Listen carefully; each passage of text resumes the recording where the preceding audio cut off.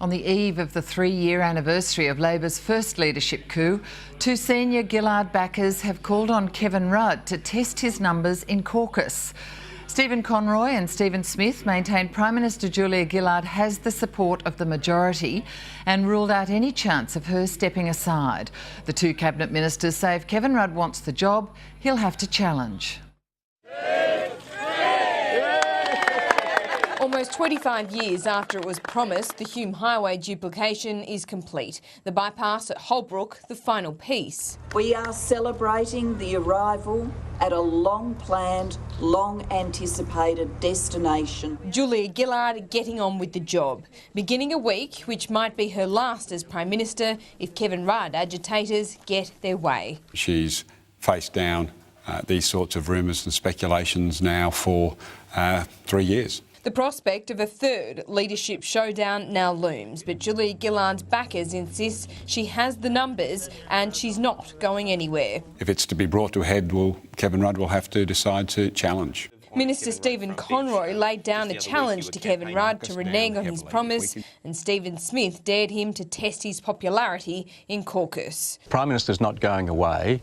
If someone wants to disturb the current arrangements, they need to do something about it. It's a party bitterly divided and unlikely to unify, with Senator Conroy the latest minister to declare he'd quit in the event of a Rudd return, even pointing the finger of blame at the former leader for Labor's dire situation in the polls. That cannot be good for any government, to have constant undermining like that. After a fortnight of constant leadership speculation, tomorrow's news poll is unlikely to deliver the boost that Julia Gillard and Labor so desperately need. 4 sitting days of this parliament remain, and for the government it will be anything but harmonious. If we don't unify, we're going to be marked down by the Australian people. Laura Jays, Sky News, Canberra.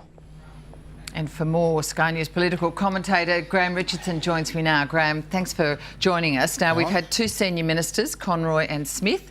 We had Brendan O'Connor as well, say that if Kevin Rudd wants the leadership, that he has to challenge. He has to have a vote, see if he's got the numbers. Now, you would like Kevin Rudd as leader. Is this how it should happen?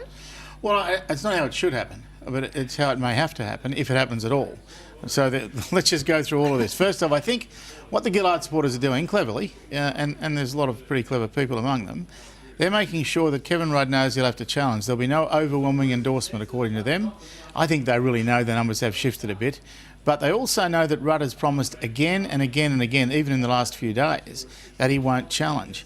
And they're going to make him challenge because they hope that just destroys his credibility. There's also a fair bit of talk that he won't do it, that he'll back off from a challenge. He wants that overwhelming endorsement. You recall that article in the Daily Telegraph a few days ago where he wanted all those ministers to go in. Some of those ministers aren't budging, and so he's not going to get the endorsement he wanted. So meaning the overwhelming endorsement, he wants everyone in the caucus to vote for him, Pretty including much. those very senior ministers. Not everyone, but I think he'd want to get 2/3, 3/4, and he hasn't got that. So he wants to get, what, 75 votes? That'd be something like what he'd need, yeah. OK, so he doesn't have that. So the game plan this week will be they force a vote, or he will just not front like he didn't front last time. Well, the game plan will be you try as hard as you can over the next few days to get some more numbers, and that's what they'll be doing. They'll be out there proselytising at their best. But then when the crunch comes, he's got to make up his mind. If they can't get that overwhelming endorsement, if you don't get Bill Shorten coming out, you don't get a few others coming out, then how do you do it? You actually have to bludgeon your way through it, blood all over the walls. Now, he doesn't want to do that, but he'll have to decide if that's what he wants. But, Graham, you say you have to sort of get Bill Shorten. I mean, Bill Shorten said fairly clearly on Friday. Paul Howes said to David Spears fairly clearly on Thursday. Gary Gray has come out and said it. We've just listed the ministers who've talked today. There doesn't appear to be a shift from those people to a potential challenger. No, they're not switching, but then again, nobody thinks they have. There's a lot of others who haven't said anything. I think you should look at those a little bit more. But also remember this, when you're in this situation, ministers say what they've got to say. I'll never forget Peter Costello telling us that... You mean they fib? That Alexander Downer had his absolute support 24 hours before he voted against him. I mean, you always find that in politics, and you're finding a lot of it now. All right.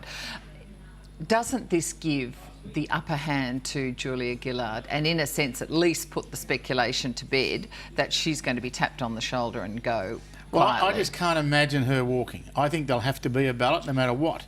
And I think Rudd's kind of accepted that, but what he needs to do is get his numbers well up from where they are. I think he'd win, but if you win by 3 or 4 votes and there's blood all over the ward, you haven't won much. All right, so neither can unify the party. Is that your view? Oh, the hopes of unity were dashed years ago. The reality is there's just a whole bunch of people who hate Rudd with a hatred that's palpable. You can touch it, and then it's starting to get the reverse too. There are so many of them who just loathe Gillard. So whoever wins this, whoever comes out on top at the end of the week, won't lead a united party, but they will be the leader when the election comes. All right, so which is the lesser of two non-unifiers of the party? Because that's essentially what you're saying. Neither of them can unify, so why would they make a change?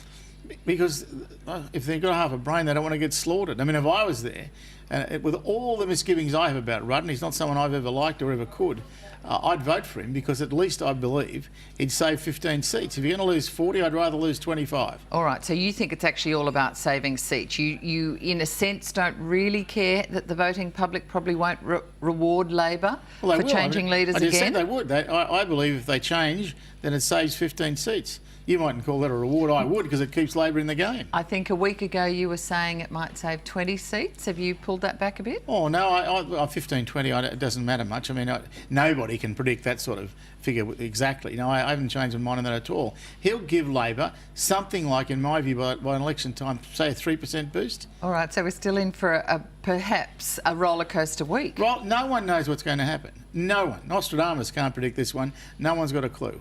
All right, Graham Richardson, thank you so much. Thanks, Ellen.